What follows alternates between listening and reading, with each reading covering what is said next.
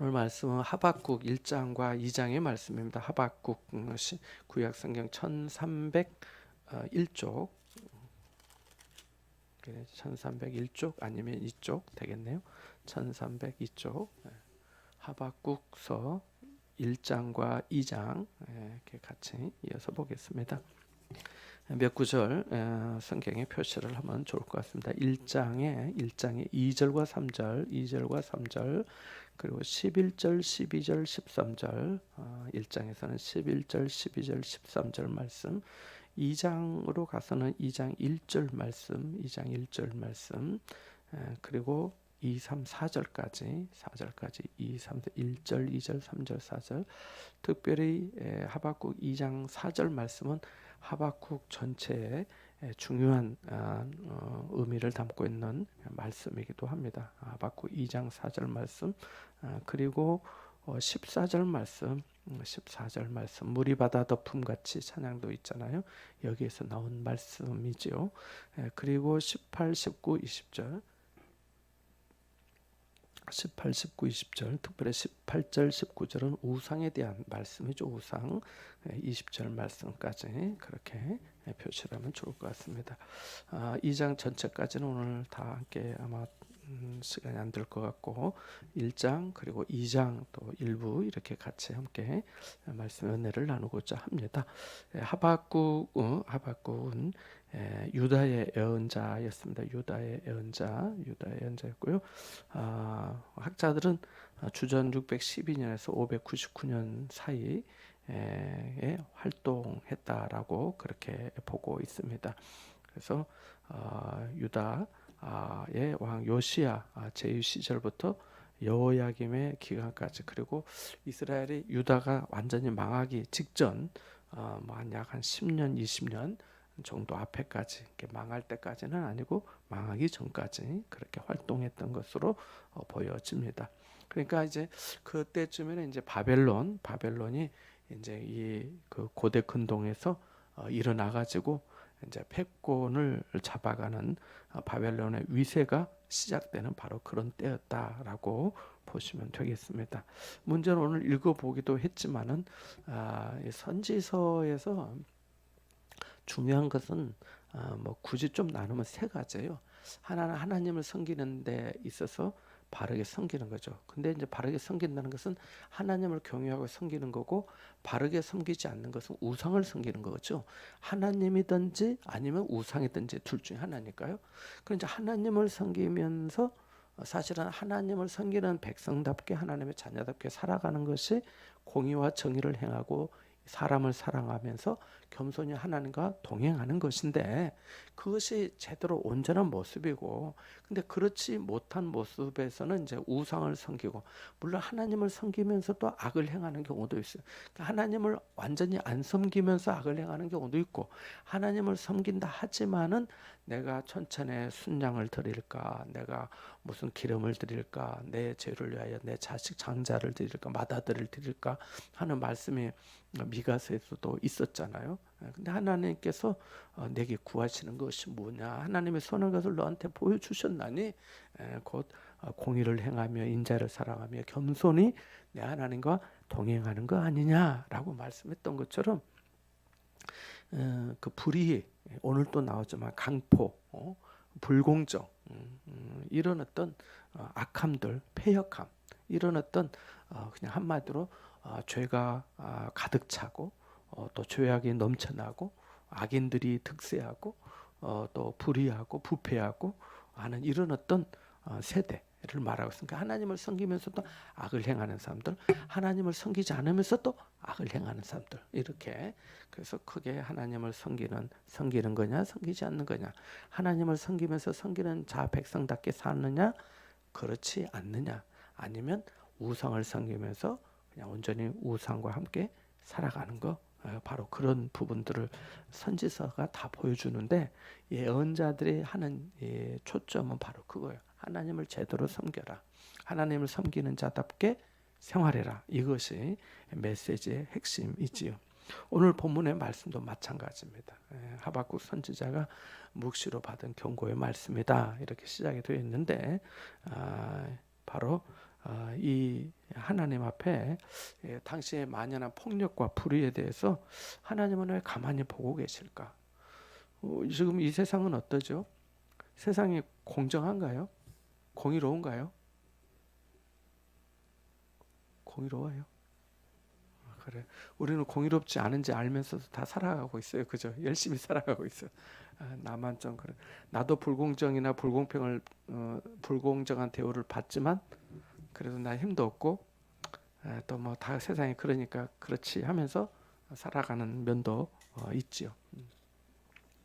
우리나라 재판 법원에도 불공평이 있을까요, 없을까요? 법원에 가면 이렇게 저울 있잖아요. 딱 이게 딱 공정하게 하라는 거죠. 공정하게. 그렇지만 이게 어느 정도 기울죠. 변호사를 더 많이 주고 사면 좋은 결과를 얻고 못하면 어려운 거죠. 참 쉽지가 않죠. 자, 그런데 오늘 세상도 마찬가지. 하박국이 하나님께 기도하는 하나님, 세상이 이렇게 험하고 패역하고 악하고 강포를 행하고 하는데 하나님 가만히 계십니까? 언제까지 보고 계시는 겁니까? 왜 적절한 조치를 취하지 않으십니까? 하면서 하나님 앞에 부르짖거든요. 2절과 3절 읽어볼까요? 같이 봅니다. 1장 2절 3절입니다. 여호와여 내가 부르짖어도 주께서 듣지 아니하시니 어느 때까지리까? 내가 강포로 말미암아 외쳐도 주께서 구원하지 아니하시나이다. 어찌하여 내게 죄악을 보게 하시며 패역을 눈으로 보게 하시나이까? 겁탈과 강포가 내 앞에 있고 변론과 분쟁이 일어났나이다. 아멘. 내가 부르짖어도 주께서 안 들으시는 것 같은 거예요. 근데 언제까지 그렇게 하시겠습니까? 내가 강포라고 하는 뜻을 사전에서 찾아보면은요. 몹시 우악스럽고 사납다 이렇게 되어 있습니다. 우악스럽고 사납다. 폭력이 난무하고 죄악이 만연한 사회를 고발하면서 기도하고 있는 거예요. 지금 모든 상황을 하박국도 알고 있는 거죠. 기도하고 있는 거예요. 우리 시편 한번 찾아가 볼까요? 시편의 말씀이 탄식시라고 분류가 되는데요. 여기도 비슷한 내용으로 시인이 하나님 앞에 부르짖습니다. 여기는 뭐 다윗의 시 이런 표제가 나와 있지 않습니다. 그 몇 절만 읽어 보겠습니다. 시편 1절에서 1절에서 4절만 읽어볼까요? 1절에서 4절까지만 여호와여 어찌하여 멀리 서시며 어찌하여 환난 때에 숨으시나이까?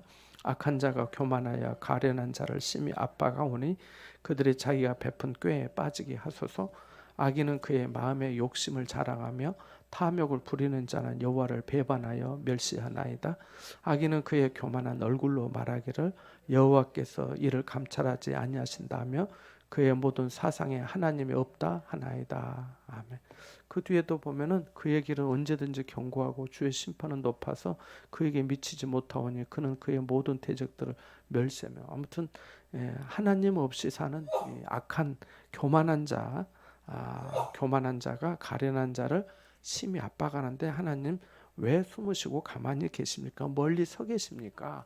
라고 하면서 이렇게 하나님 앞에 자기 마음을 탄식하며 드리는 기도가 시편의 말씀입니다. 그래서 이 하박국의 말씀을 보면 시편의 말씀과 유사한 느낌, 비슷한 느낌을 받게 됩니다.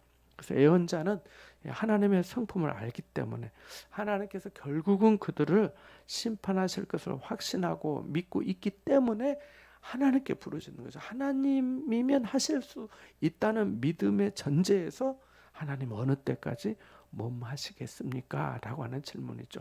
2절에 보면 여호와여 어느 때까지리까?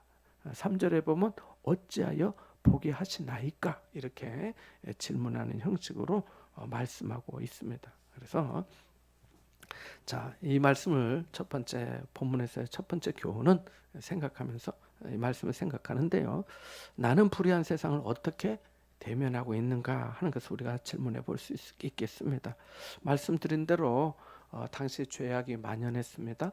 여기 1장 4절 말씀에 보면 율법이 해이하고 정의가 전혀 시행되지 못하오니 이는 악인이 의인을 애워쌌으므로 정의가 굽게 행하여 지민이다라고 말씀하고 있습니다. 그러니까 하나님의 율법이 해이해져 있고 악을 행한다는 거죠.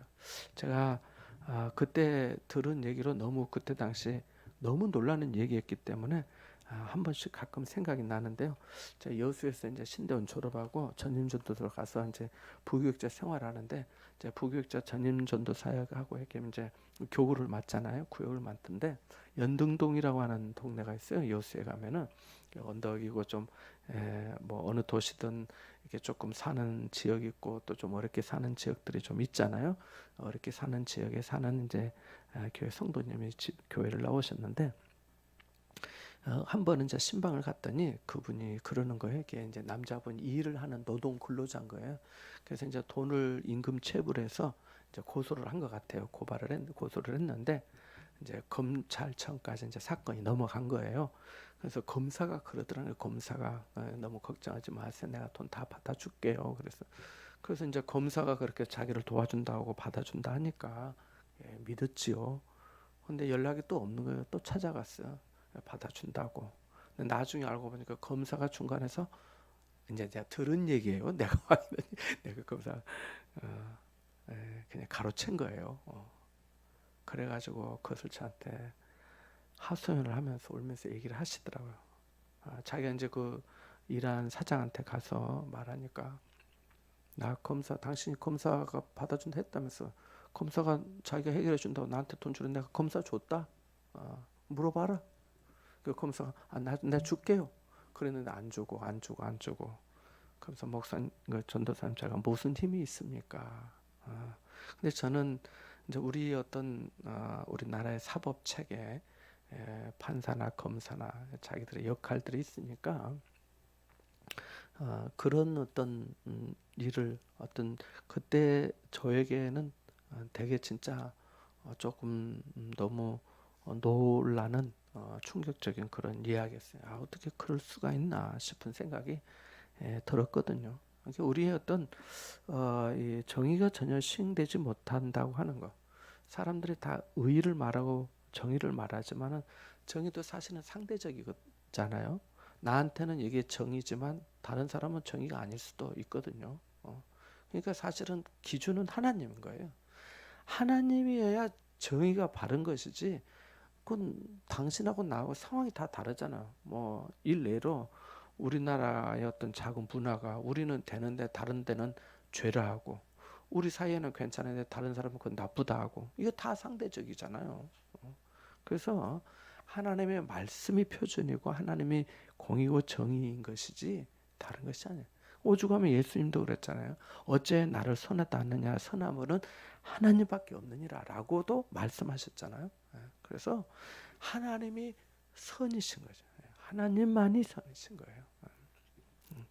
그래서 바로 이런 때에 우리는, 나는 세상 어떻게 이 하박국이 다 보고 느끼는 거죠. 우리도 느끼는 거죠. 우리도 하나님 제깍 저런 사람들 탁탁탁 하나님 좀 처리해 주시면 안 될까요? 이렇게 할 수 있잖아요. 우리는 어떤 정의를 바로잡기 위해서, 타락한 사회를 바로잡기 위해서 어떻게 하지요? 이 하박국 선지자는 하나님 앞에 나아가서 내가 부르짖어도 하면서 하나님 앞에 기도하면서 나간 거죠. 근데 우리는 어떠죠? 세상의 어떤 방식, 세상적인 방식이라고 할까요? 하박국은 세상적인 방식, 어떤 그들이 행하는 폭력과 어떤 힘의 위세와 어떤 뭐 힘을 좀 모아서 뭐 좀 우리의 좀 힘을 과시하면서 이런 어떤 이렇게 하면서 그 세상과 맞서는 것이 아니라 오히려 간청하는 기도로 하나님의 얼굴을 구하면서 세상을 대했다는 거죠. 요즘은 어떻습니까? 요즘은 광장에서 외치는 사람들이 많죠. 광장에서 막 소리를 치면서 하는 거죠. 근데 하박국의 이 말씀을 본문을 볼 것 같으면 광장에서 외치는 자가 되기 전에 골방에서 기도하는 기도자가 된 것을 우리가 보게 됩니다. 그러니까 우리가 나는 이 불의한 세상을 어떻게 대하고 있는가 생각해 봐야 되겠다는 것이죠. 불의한 세상을 어떻게 나는 대면하고 있는가. 나쁘다, 불공평하다, 뭐 어떻다 하면서 말은 하지만 기도는 얼마나 하느냐는 거죠. 광장으로만 나갈 것이 아니라 기도해야 되지 않겠냐는 거죠. 그러니까 이제 사람들 그러니까 광장에서 모여서 우리가 기도해야 하지 않냐고 또 하기도 하는데 뭐 그것도 틀리지는 않지만은 말씀을 통해서도 우리가 또 돌아도 보고 비춰 봐야 되겠다. 이게 말씀이 거울이잖아요. 고린도전서 자 이것을 기록하면 거울이 되어서 너희들의 본보기 삼기 위해서 말씀을 비춰서 우리가 거울 보는 이유가 뭐야? 내가 뭐 묻었네. 좀 하는 거잖아요. 마찬가지죠. 말씀에 비춰서 봤을 때 지워야 될 것은 또 닦아내고 그래야 되잖아요. 자, 또 한 가지 교훈은 침묵하신 하나님께 부르짖고 있는가 하는 것입니다. 우리가 기도할 때 하나님이 금방금방 응답 주시고 막 꿈이나 환상이나 말씀이나 막 감동을 막 주시면은 너무 은혜롭고 재밌고 막 은혜는 자기 혼자 다 받는 것 같고 그럼 너무 좋죠. 그런데 오늘 말씀해 보니까 내가 부르짖어도 주께서 듣지 아니하십니다. 내가 외쳐도 구원하지 아니하십니다. 오히려 내가 죄악을 보게 하시고 눈으로 보게 하십니까? 내가 안 보면 차라리 속이라도 편하겠는데 그러면서 하나님은 가만히 계십니까? 악인들이 의인을 애워쌌습니다. 이러면 안 되잖아요. 이렇게 말씀하고 있잖아요. 그러니까 하나님께서 침묵하고 계심에도 불구하고 하나님 앞에 부르짖고 있느냐는 거죠. 우리가 기도가 힘든 것 중에 하나가 그거 아닌가요? 하나님의 말씀이 없으시다. 사울도 캐롯도 전에는 하나님이 뭐 사무엘을 통해서 말씀도 해주시고 하지만 자기가 불순종하고 나니까 답답한 거예요. 그래서 이제 자기가 신접한 여인을 찾아가게 되잖아요. 우리가 세상적인 방법들이나 안 되는 방법들을 자기가 견디지 못해서 찾아가잖아요. 자기가 견디지 못해서. 침묵하신 하나님께 부르짖을 수 있느냐는 거죠. 언제까지 부르짖을 수 있느냐. 하나님이 내게 무엇이라고 말씀하실는지 2장 1절 한번 읽어볼까요? 2장 1절입니다. 내가 내 파수하는 곳에 서며 성루에 서리라. 그가 내게 무엇이라 말씀하실는지 기다리고 바라보며 나의 질문에 대하여 어떻게 대답하실는지 보리라 하였더니 기다리고 바라보는 이런 믿음과 인내의 시간이 필요한 거죠. 인내의 시간이. 우리는 너무 조급하죠. 라면도 3분이면 되는데 전자레인지 팍 누르면 1분 50초면 되는데 하나님은 1분 50초가 너무 오래 걸리신 거예요. 오래 걸리신 거예요.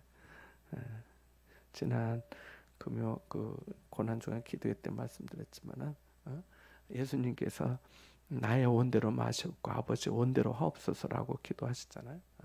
아버지의 뜻은 아버지의 원은 뭔지 모르겠고 나의 원대로 해주세요. 이게 우리 기도가 너무 많지 않냐는 거죠. 그래서 불의와 폭력에 위로받지 못하는 약자들, 의로운 신자들의 어떤 고통에 침묵하지 마시고 해결해 달라고 적절한 조치를 취해 달라고 부르짖는 침묵하시는 하나님께 내가 얼마나 부르짖고 있느냐, 부르짖을 수 있겠느냐는 것을 생각해 볼 수 있습니다. 세 번째, 하나님은 때로 악한 자를 통해서 하나님의 백성을 징계하십니다. 자, 이렇게 하나님께서 말씀하시니까 하나님이 답을 하시는데 기가 막혀 지금의 상황도 이해를 못 하겠는데 더 이해하지 못하는 말씀으로 응답을 하십니다. 그러니까 완전히 만약에 내가 선지자라면은 나 기가 막히죠. 하나님 그건 아니잖아요. 이렇게 되거든요. 바로 그거예요. 5절 6절 한번 읽어보겠습니다. 같이 봅니다. 여호와께서 이르시되 너희는 여러 나라를 보고 또 보고 놀라고 또 놀랄지어다. 너희의 생전에 내가 한 가지 일을 행할 것이다. 누가 너희에게 말할지라도 너희가 믿지 아니하리라. 보라 내가 사납고 성급한 백성 곧 땅이 넓은 곳으로 다니며 자기의 소유가 아닌 거처들을 점령하는 갈대아 사람을 일으켰나니. 거기까지 보죠. 갈대아 사람은 바벨론 사람들을 갈대아 사람이라고 합니다. 바벨론의 사람들을 들어서서 지금 이게 폭력이 만연한, 죄악이 가득 찬 패역한 이 세대, 이 유다 나라를 하나님께서 징계하시고 심판하시겠다는 겁니다. 그래서 그들을 일으킬 것이다. 그러니까 놀라고 또 놀랄지어다 라고 말을 해도 안 믿을 거다. 여러분 한번 하나님 이 나쁜 사람들 좀 벌 좀 주세요 했더니 의로운 사람들이 와서 벌을 줘야 맞는 건데 더 나쁜 사람들이 와서 저 사람들을 벌을 준다. 그것이 우리 가족이고 내 민족이라면 어떻냐는 거죠. 정말 하나님을 믿는 공의롭고 정의로운 사람들이 공의를 행하고 의를 행하는 그 선에서 판결을 해가지고 딱 해야 되는데 더 나쁜 악한 사람들이 와서 한다면 되겠냐는 거죠. 그래서 여기 6절에도 내가 사납고 성급한 백성이라고 말합니다. 그들은 7절에 그들은 두렵고 무섭고 당당함과 위험이 자기들에서 나오고 그들의 군마는 표범보다 빠르고 저녁 이리보다 사납고 쭉 나오고 9절에도 강포를 행하러 오는데 앞을 향하여 나아가고 사람을 사로잡아 모으기를 모래같이 많이 할 것이고 왕들을 멸시하고 방백을 조소하며 모든 견고한 성들을 비웃고 흉벽을 쌓아서 그것을 점령할 것이다. 그러니까 이제 패망하게 되는 거예요. 이게 점령하면 다 망하는 거잖아요. 뿐만 아니라 11절 잘 표시하자고 했는데 11절도 한번 읽어볼까요? 같이 봅니다. 그들은 자기들의 힘을 자기들의 신으로 삼는 자들이라. 이에 바람같이 급히 몰아지나치게 행하여 범죄하리라. 거기 11절 표현 중에 그들은 자기들의 힘을 자기들의 신으로 삼는 자들이라. 이 부분이 중요한 부분이에요. 그들은 자기들의 힘을 자기들의 신으로 삼는 자들. 자기가 가진 힘을 자기의 신으로 삼는 자들이다는 거예요.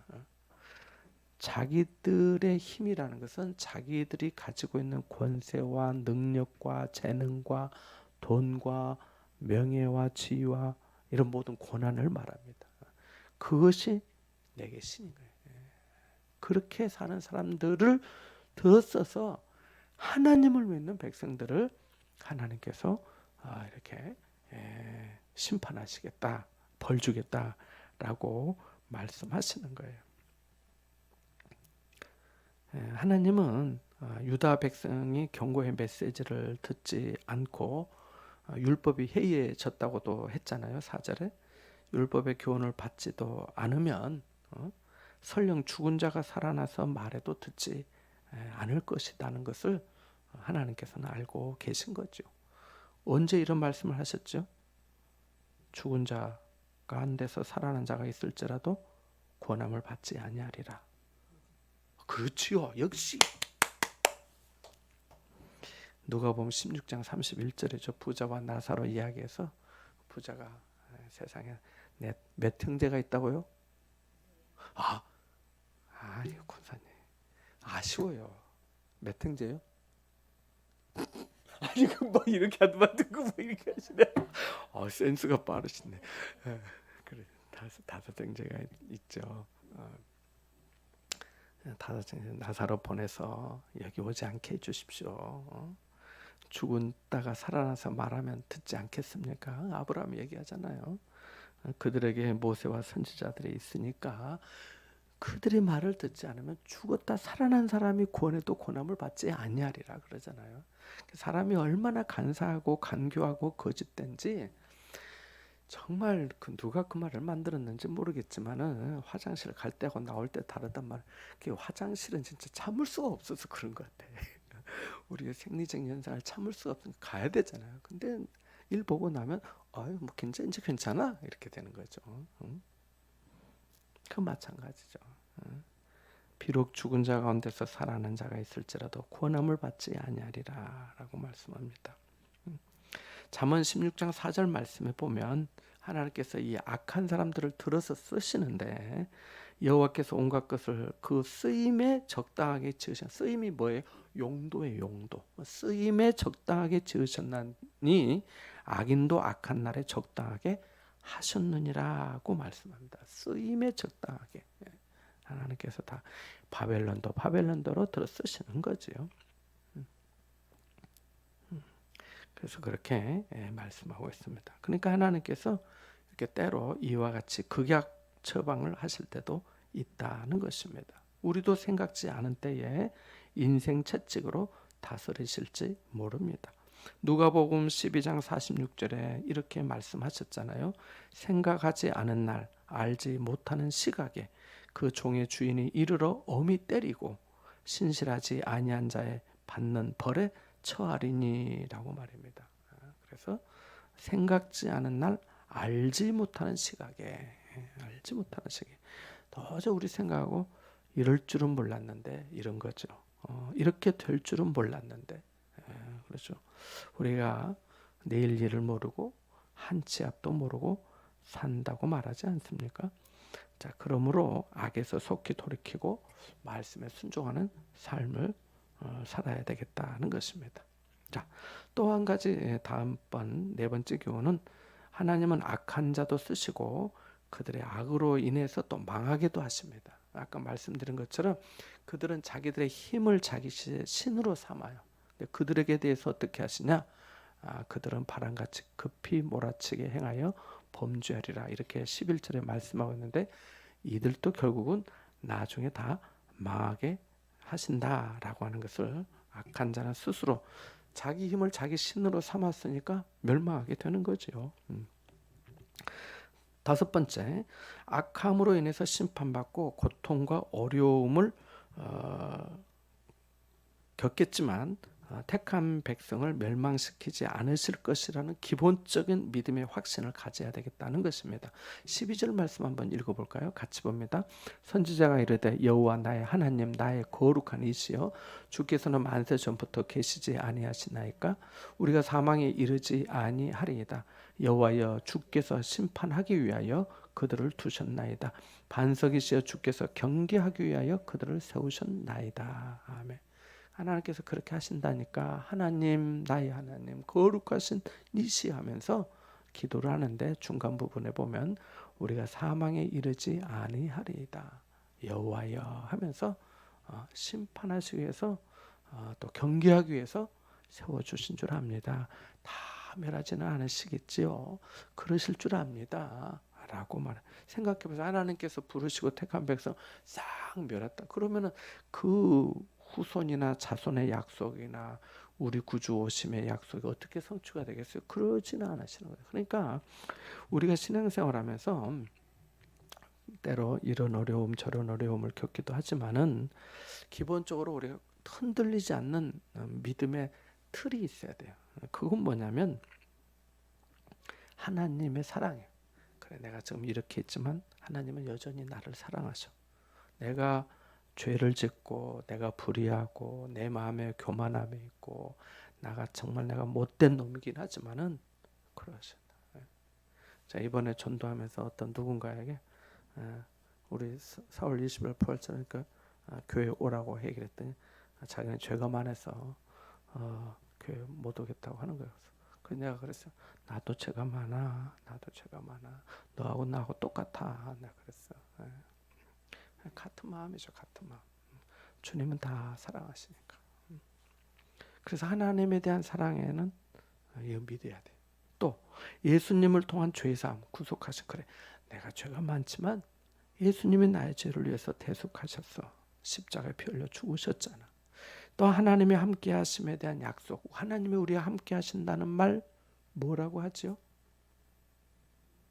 맞았어요. 너무 잘하셨어요. 임마누엘을 또 우리가 믿어야 되는 거예요. 그리고 성령의 도우심과 역사도 믿어야 되는 거예요. 부활의 신앙과 재림도 믿어야 돼요. 우리 주님께서 교회의 머리 되심이라는 것을 믿어야 돼요. 이런 어떤 기본적인 믿음에 대한 확신과 틀이 있어야 돼요. 그렇게 해야 하나님의 말씀을 내가 말씀으로 받게 되고 기도하게 되고 주님 앞에 나아가게 되고 봉사하게 되죠. 이런 토대가 무너지면 안 되잖아요. 여섯 번째, 나를 경계하기 위해 세우신 것이 무엇인가 생각해 보아야겠어요. 여기 12절 끝부분에 보면 반석이시여 주께서 경계하기 위하여 그들을 세우셨나이다 라고 말해요. 하나님께서 우리를 깨우치고 정신 차리도록 주의하도록 깨어 있도록 하기 위하여 세우셨다라고 했는데 나를 위해서 세워주신 게 뭘까? 어쩌면 나의 연약한 자녀일 수도 있고, 또 나의 건강일 수도 있고, 또 물질일 수도 있고, 또 이웃과의 어떤 관계일 수도 있죠. 하나님이 나 정신 차려라, 나에게 좋은 친구를 붙여줬구나. 그 친구가 그래도 나한테 이렇게 기도해주고, 그렇게 하면 안 되고 이렇게 해야 되지 않겠어? 라고 말해주는 게 하나님이 나한테 붙여준 사람이구나 라고 하는 거죠. 저도 이렇게 이제 우리 성도님들 말고 다른 사람들 만나고 또 신앙생활 다시 새롭게 시작한 지 얼마 안 된 뭐 친구하고 통화도 하고 하는데, 한 번은 이런 거예요. 자기가 이제 교회 와서 이렇게 보니까 자기가 은혜를 받고 은혜라는 찬양도 너무 좋더라는 거예요. 근데 이제 교회 장로님 권사님들 보니까 교회에서 너무 수고를 많이 하시더라는 거예요. 너무 수고를 많이 하시고 뭐 대접하고 섬기고 그냥. 근데 이렇게 표현을 하더라고요. 너무 예수고 수고하시는데 나도 이렇게 나중에 신앙생활 해야 돼? 이렇게 나한테 묻는 거예요. 그래서 내가 좀 그리고 나는 그거 표현도 괜찮았는데, 그게 나한테 짐이 되면 어떡하지? 이렇게 나한테 묻더라고요. 그래서 내가 충분히 또 그렇게 생각할 수도 있겠구나, 그런 생각이 들었어요. 그래서 내가 이제 쭉 좀 설명을 해줬어요. 이렇게 이렇게 하고 하니까 그런 면에서 하는 거고, 그리고 수고하고 많이 수고하고 애쓴 분들은 존중히 여겨드려야 돼. 그랬더니 그렇다고. 그래서 그래야겠다고. 그리고 교회 가서 너무 말 많이 하지 말고 내가 그랬거든요. 근데 그리고 너무 막 걸고 달고 끼고 다니지 말고 그렇게 하라고 했어요. 처음에는 무슨 명품 백 그런 가방 가지고 하지 말고 그냥 에코백 가지고 다우다로 된 거, 천으로 된 거 있지, 그거 들고 가 교회. 그래서 그렇게 얘기도 했는데요. 나를 경계하기 위해 세우신 것이 무엇인가? 그래서 생각해 볼 수 있습니다. 그들을 주께서 경계하기 위해 그들을 세우셨나이다라고 말씀했으니까. 그리고 또 한 가지 교훈만 생각하고 마치고자 합니다. 때로 하나님께 정직하게 물어보는 것, 질문하는 것이 은혜 받는 지혜이기도 합니다. 자, 2절 말씀에 여호와여 어느 때까지니까 라고 의문문으로 되어 있어요. 3절에 여호와여 어찌하여 보게 하시나이까 라고 되어 있습니다. 12절 말씀에도 보면 주께서 만세전부터 계시지 아니하시나이까 라고 말씀합니다. 13절 말씀에도 악인이 자기보다 의로운 사람을 삼키는데도 잠잠하시나이까 라고 묻고 있어요.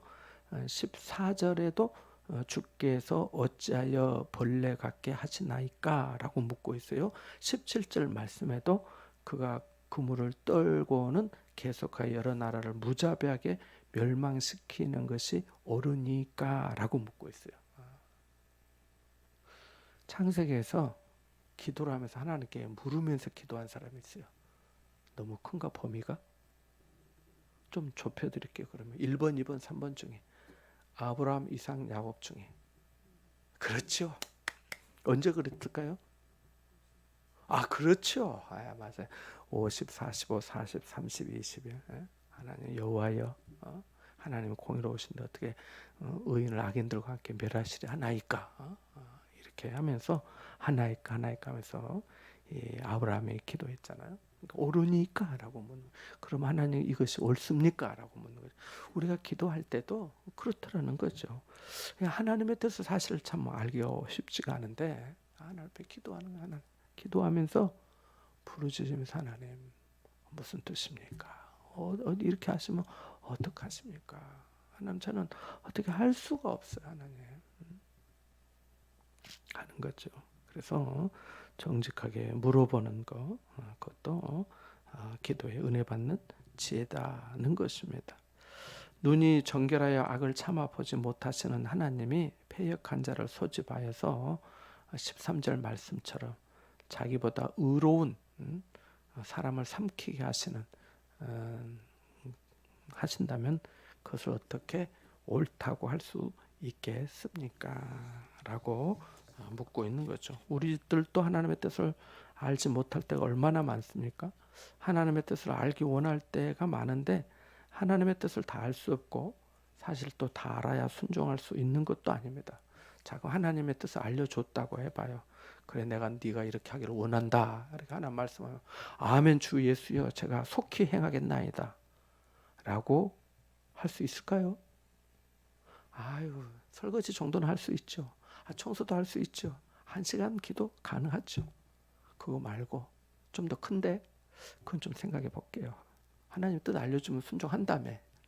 아니 그때는 좀 전에는 그랬고 주님이 그렇게 나오실 줄 몰랐죠. 이렇게 이제 또 하게 되겠죠. 그러니까 우리의 마음들이 그런 거죠. 이해할 수 없는 부분을 인정하고 정직하게 질문하는 것이 겸손하고 바람직한 태도다 하는 것입니다. 그래서 하박국이 계속 기도하고 있는 거예요. 기도하고 있어요. 끈질기게 기도하고 있어요. 답답한 중에도 기도를 멈추지 않고 있어요. 얼마나 답답하겠어요. 악인들이 의인을 애워싸는 상황들, 율법이 해이된 상황들, 더 나쁜 악인들이 나타나서 지금 상황들을 어떻게 하려고 하는 이런 말씀들 어렵잖아요. 어렵잖아요. 하나님 제가 원한 건 이거 아니었는데요. 이거잖아요. 그럼에도 불구하고 당신은 믿음으로 살 수 있겠느냐라고 주님께서 물으시는 거죠. 그래서 말씀하시는 거잖아요. 의인은 그의 믿음으로 말미암아 살리라. 그 찬양이 있잖아요. 세상 흔들리고 사람들 주를 떠나도 나는 주를 섬기리. 세상 흔들리고 사람들 주를 떠나도 나는 주를 섬기리 라는 찬양처럼 그것이 믿음의 삶이다는 것입니다. 오늘 여기까지 좀 생각하고 또 다음에 이어서 같이 은혜를 나누도록 하겠습니다. 우리 같이 한번 기도하는데요. 찬송 한 곡 하고 기도할까요? 516장입니다. 찬송가 516장 1절 2절만 부르고 기도하겠습니다. 516장입니다.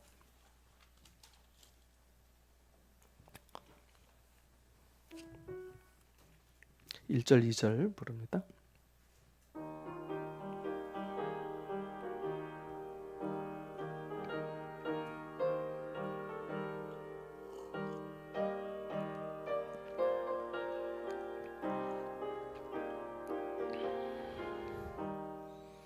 옳은 길 따르라 의의 길을 세계 만민의 참된 길 이 길 따라서 살기를 온 세계에 전하세에 만 백성이 나갈 길 어두운 밤 지나고 동튼다 환한 빛 보아라 저 빛 주 예수의 나라 이 땅에 곧 오겠네 오겠네 주 예수 따르라 승리의 주 세계 만민이 나아갈 길과 진리요 참 생명 내 창검을 부수고 다 따르라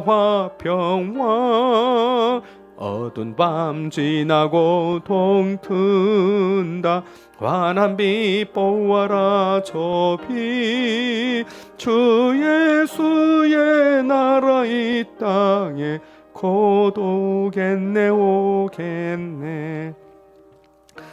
우리 같이 기도하겠습니다. 우리 지금의 세상을 보면서 하나님이 이 땅 가운데 하나님께서 긍휼히 주시고 사실은 우리가 뭐 세상을 불쌍히 주시고 우리가 불의를 탓하기보다 우리가 스스로 빛이 되지 못하고 소금이 되지 못한 우리 자신을 탓하는 것이 우리가 더 먼저라고 생각합니다. 광장에서 외치는 것도 뭐 필요한 일일 수 있겠지만 골방에서 기도하는 것이 더 먼저라고 봅니다.